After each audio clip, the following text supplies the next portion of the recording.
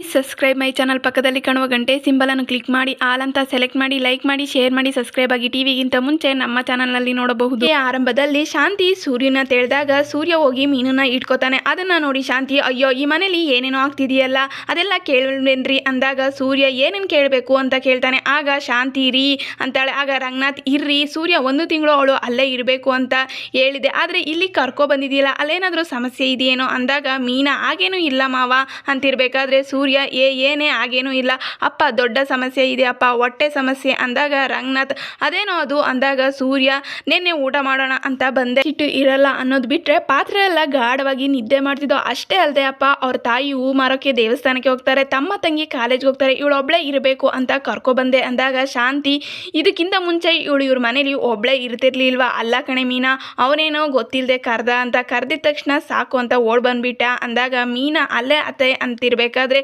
ಸೂರ್ಯ ಮೀನಾ ಏನದು, ನಮ್ಮನೇಲಿ ನಾವು ಇರಬೇಕು ಅಷ್ಟೇ ಅಂದಾಗ ಶಾಂತಿ ಅಯ್ಯೋ ಸಂಪ್ರದಾಯ ಎಲ್ಲ ಇರುತ್ತೆ ಕಣಪ್ಪ ಅಂದಾಗ ಸೂರ್ಯ ಅದೆಲ್ಲ ನೀನೇ ಇಟ್ಕೋ ಸಕ್ರೆ, ನಮ್ಮ ತನಕ ತರಬೇಡ.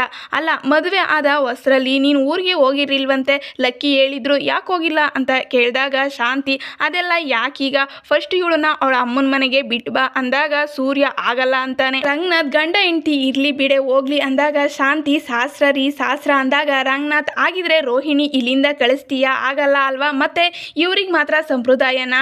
ಅಲ್ಲ ಶಾಂತಿ ಈ ಕಾಲದಲ್ಲಿ ಆಷಾಢನೆಲ್ಲ ಯಾರು ನೋಡ್ತಾರೆ, ಹೋಗ್ಲಿ ಹಳೆ ಕಾಲದಲ್ಲಿ ಮದುವೆ ಆಗಿ 10 ತಿಂಗಳಿಗೆ ಮಗು ಆಗೋಗ್ತಿತ್ತು, ಆದರೆ ಈಗ ಗಂಡ ಹೆಂಡತಿ ಕೂತ್ಕೊಂಡು ಮಗು ಯಾವಾಗ ಮಾಡ್ಕೋಬೇಕು ಅಂತ ಯೋಚನೆ ಮಾಡ್ತಾರೆ. ಆಷಾಢ ಎಲ್ಲ ಬಿಡೆ, ನಿನ್ನ ಪಾಡಿಗೆ ನೀನು ದೇವ್ರ ಥರ ಇದ್ಬಿಡು ಇಲ್ಲಿಂದ ಹೋಗ್ತಾನೆ. ಆಗ ಸೂರ್ಯ ಮೀನನ್ನು ರೂಮ್ ಒಳಗೆ ಹೋಗ್ತಾರೆ. ಆಗ ಶಾಂತಿ ರೂಮ್ ಕಡೆನೇ ನೋಡ್ತಾ ಇರ್ತಾಳೆ. ಆಗ ರಂಗನಾಥ್ ಬದ್ದು ಗಂಡ ಹೆಂಡತಿ ಮಾತಾಡಿರೋದನ್ನ ಕದ್ದು ಕೇಳಿಸ್ಕೊತೀಯಲ್ಲ, ನಾಚಿಕೆ ಆಗಲ್ವಾ ನಿನಗೆ? ಯಜಮಾನ ಒಂದು ಲೋಟ ಕಾಫಿ ಕೇಳ್ದ, ಹೋಗಿ ತಗೋಬಾ ಅಂತ ಹೇಳಿದಾಗ ಶಾಂತಿ ಟವಲ್ ಕೊಟ್ಟು ಒರೆಸಿ ನಾನು ಕಾಫಿ ತಗೋ ಬರ್ತೀನಿ ಅಂದಾಗ ರಂಗನಾಥ್ ಕಾಫಿ ಕೇಳದೆ ಹೋಗಿದ್ರೇ ಚೆನ್ನಾಗಿರ್ತಿತ್ತು ಅಂತ ಅಲ್ಲಿಂದ ಹೋಗ್ತಾರೆ. ರೂಮಲ್ಲಿ ಮೀನಾ ಸೂರ್ಯನ್ಗೆ ನಾನು ಎಷ್ಟು ಹೇಳಿದ್ರು ನನ್ನ ಮಾತು ಕೇಳದೆ ಕರ್ಕೊಬಂದ್ರಿ, ಈಗ ನೋಡೋ ಅತ್ತೆ ಎಷ್ಟೆಲ್ಲ ಮಾತಾಡ್ತಿದ್ದೀರ ಅಂತ ನೀವೇ ಕೇಳಿಸ್ಕೊಂಡ್ರಿ ಅಲ್ವಾ ಅಂದಾಗ ಸೂರ್ಯ ಮೀನಾ ನೀನು ಯಾಕೆ ಕರ್ಕೊಬಂದೆ ಅಂತ ನಿನಗೂ ಚೆನ್ನಾಗಿ ಗೊತ್ತಿದೆ ಅಲ್ವಾ ಅಂದಾಗ ಮೀನಾ ಗೊತ್ತಿದೆ, ನಿಮ್ಗೆ ಯಾವಾಗಲೂ ನಿಮ್ಮ ಹೊಟ್ಟೆದೇ ಚಿಂತೆ ಅಂದಾಗ ಅದಲ್ವೇ ಆ ಮಾದೇಶ ಇವತ್ತು ಸರಿಯಾಗಿ ವಧೆ ತಿಂದು ಹೋಗಿದ್ದಾನೆ, ಇವತ್ತೇನಾದರೂ ಮನೆ ಒಳಗೆ ಬಂದರೆ ನಾನು ಅಲ್ಲೇ ಇರೋಕೆ ಆಗುತ್ತಾ?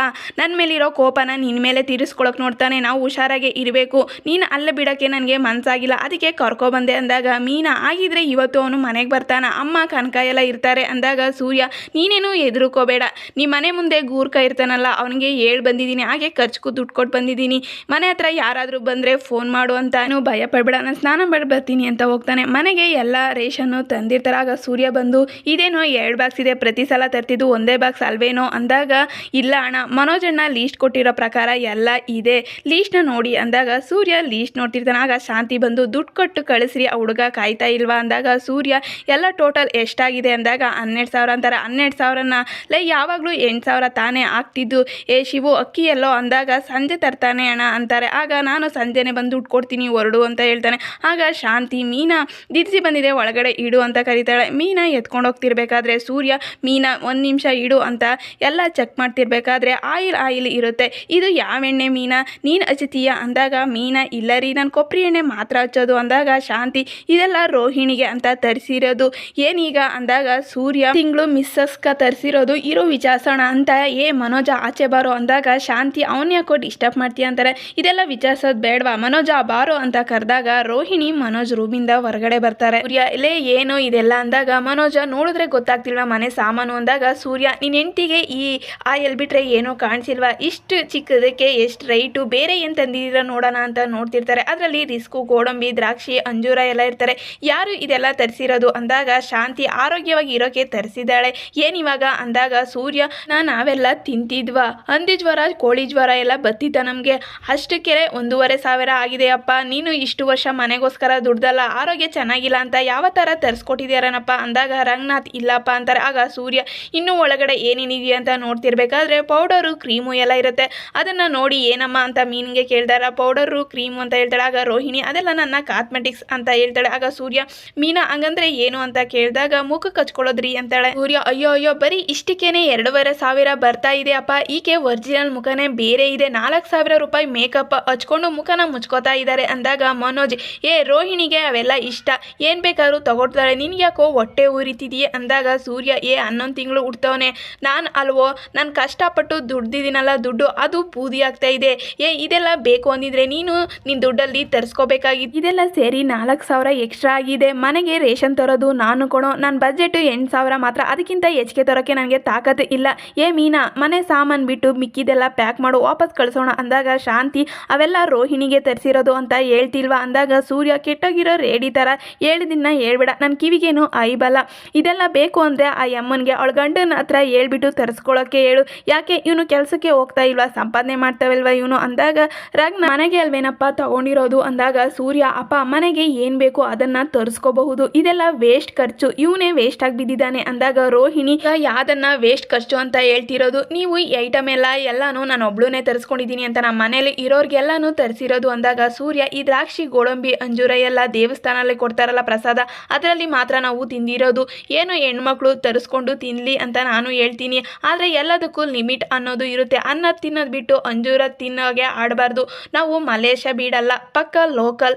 ಮನೋಜ ಅರ್ಥ ಮಾಡ್ಕೋಬೇಕು. ಇವರು ಮಲಗಿದ್ದು ಮೈ ಮುರಿತಾರೆ, ಆದರೆ ನಾನು ಕೆಲಸ ಮಾಡಿ ಮೈ ಮುರಿದು ರಾತ್ರಿ ನಿದ್ದೆ ಬರಲ್ಲ, ಹಾಸ್ಪಿಟ್ಲಿಗೆ ಹೋಗೋಣ ಅಂದರೆ ಅದಕ್ಕೂ ದುಡ್ಡು ಖರ್ಚಾಗುತ್ತೆ ಅಂತ ಎಲ್ಲ ಲೆಕ್ಕಾಚಾರ ಮಾಡಿ ದುಡ್ಡನ್ನ ಉಳಿಸ್ತಾ ಇದ್ದೀನಿ. ಅಂಥದ್ರಲ್ಲಿ ದ್ರಾಕ್ಷಿ ಗೋಡಂಬಿ ಖರ್ಜೂರ ಅಂತ ನನಗೆ ಸುಸ್ತಾಗೋಗೆ ಮಾಡ್ತಿದ್ದಾರೆ ಅಂದಾಗ ಮೀನಾ ಬಿಟ್ರಿ ಹೋಗ್ಲಿ, ಅವರು ನಾವೇನು ತರ್ತೀವಿ ಅಂತ ಗೊತ್ತಿಲ್ಲದೆ ಮಾಡಿದ್ದಾರೆ ಅಂದಾಗ ಸೂರ್ಯ ಗೊತ್ತಿಲ್ಲದೆ ಇದ್ರೆ ತಿಳ್ಕೋಬೇಕು, ಇದಕ್ಕೆಲ್ಲ ಇವನು ದುಡ್ಡು ಕೊಡ್ತಾನ, ಕೆಲ್ಸಕ್ಕೆ ಹೋಗ್ತಿದ್ದಾನೆ ಅಂತ ಕೊಚ್ಕೋತಿದ್ದಾನಲ್ಲ ಇವನು, ಇಲ್ಲಿವರೆಗೆ ಮನೆಗೆ ಅಂತ ₹1 ಖರ್ಚು ಮಾಡಿದ್ದಾನ ಇವನು, ಈ ಹುಡುಗಿಗೆ ಏನು ಬೇಕು ಕೊಡ್ಸೋಕೆ ಇವನ್ ಕೈಲಿ ಆಗಲ್ವಾ, ಅವನ ಹೆಂಡತಿಗೆ ನಾನು ಯಾಕೆ ಕೊಡಿಸ್ಬೇಕು ಅಂದಾಗ ರೋಹಿಣಿ ನಿಲ್ಲಿಸಿ ಸಾಕು, ಈಗೇನು ನಿಮಗೆ ದುಡ್ಡು ತಾನೇ ಬೇಕು ಅಂತ ದುಡ್ಡನ್ನು ತಗೊಳಗೆ ಒಳಗಡೆ ಬರ್ತಾಳೆ. ಆಗ ಮನೋಜ್ ರೋಹಿಣಿ ಈಗೆಲ್ಲ ಅಭ್ಯಾಸ ಮಾಡಬೇಡ, ಅವನಿಗೆ ನಿನಗೆ ಹೇಳ್ತಿರೋದು ಅರ್ಥ ಆಗಿಲ್ವಾ ಅಂದಾಗ ರೋಹಿಣಿ ದುಡ್ಡನ್ನು ತಂದು ತಗೊಳ್ಳಿ, ನಾನು ತರಿಸಿರೋ ವಸ್ತುಗಳಿಗೆ ನಾನೇ ಕೊಡ್ತೀನಿ ಅಂದಾಗ ಶಾಂತಿ ನೀನು ಯಾಕಮ್ಮ ಕೊಡ್ತಿದ್ದೀಯಾ ಅಂದಾಗ ರೋಹಿಣಿ ನನಗೂ ಸ್ವಾಭಿಮಾನ ಇದೆ ತಗೊಳ್ಳಿ ಅಂದಾಗ ರಂಗನಾಥ್ ತಪ್ಪು ತಿಳ್ಕೊಬೇಡಮ್ಮ, ಮನೆ ಖರ್ಚು ಇವನೇ ನೋಡ್ಕೊತಿರೋ, ಅವನಿಗೂ ಮೈ ತುಂಬ ಸಾಲ ಇದೆ ಅದಕ್ಕೆ ಕೇಳ್ತಾ ಇದ್ದಾನೆ ಅಷ್ಟೇ ಅಂದಾಗ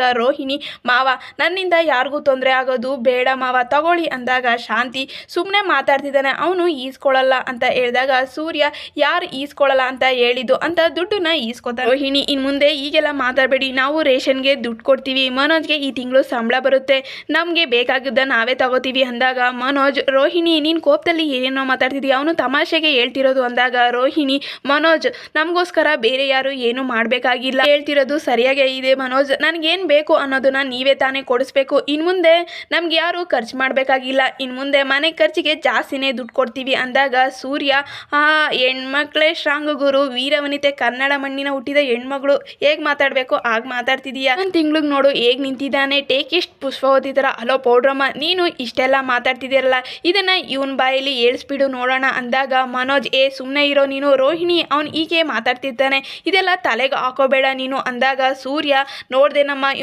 ಇವನಿಗೆ ದುಡ್ಡು ಹೊಡ್ಕೊಂಡು ಹೋಗೋದು ಮಾತ್ರ ಗೊತ್ತಿರೋದು, ಕೊಟ್ಟು ಅಭ್ಯಾಸ ಇಲ್ಲ ಅಂದಾಗ ರೋಹಿಣಿ ನೋಡಿ ಇನ್ಮೇಲೆ ನನ್ನ ಹಸ್ಬೆಂಡ್ ಬಗ್ಗೆ ಈಗೆಲ್ಲ ಮಾತಾಡೋ ಧೈರ್ಯ ಮಾಡಬೇಡಿ, ನಾನು ಹೇಳ್ತಾ ಇದ್ದೀನಲ್ವಾ ಹೇಳಿದ ಮೇಲೆ ಕೊಟ್ಟೆ ಕೊಡ್ತೀನಿ ಅಂದಾಗ ಸೂರ್ಯ ನಾಲಾಯಕ್ಕೆ ಸುಮ್ಮನೆ ನಿಂತಿದೆಯಲ್ಲ, ಆ ಹುಡುಗಿಗಿರೋ ರೋಷನು ನಿನಗೆ ಇಲ್ಲ, ಹೋಗು ಈ ಕಾತ್ಮಂಡಿಸ್ ತೊಗೊಂಡು ಹೋಗು ಒಳಗಡೆ ಅಂದಾಗ ಶಾಂತಿ ನೀವು ಜಗಳ ಆಡೋಕೆ ಅಂತ ಅಲ್ಲಿಂದ ಬಂದಿದ್ದ ಅಂದಾಗ ನೀನೇನು ನನಗೆ ಊಟ ಹಾಕ್ಬೇಕಾಗಿಲ್ಲ, ನಾವು ಆಚೆ ತಿನ್ಕೊ ಬರ್ತೀವಿ, ಮೀನಾ ನಡಿಯಮ್ಮ ಅಂದಾಗ ಮೀನಾ ಬೇಡ ಮನೆಯಲ್ಲೇ ಅಡುಗೆ ಮಾಡ್ತೀನಿ ಅಂದಾಗ ಸೂರ್ಯ ಬಾರೆ ಬೇಕಾದವರು ಬೇಯಿಸ್ಕೋತಾರೆ, ಅಪ್ಪ ನಿಮಗೆ ಪಾಸ ತಗೊಬರ್ತೀನಿ ಬಾ ಆಚೆ ಇರ್ತೀನಿ ಅಂತ ಹೋಗ್ತಾರೆ. ಆಗ ರೋಹಿಣಿ ರೂಮ್ಗೆ ಬಂದು ಅಳ್ತಿರ್ತಾಳೆ.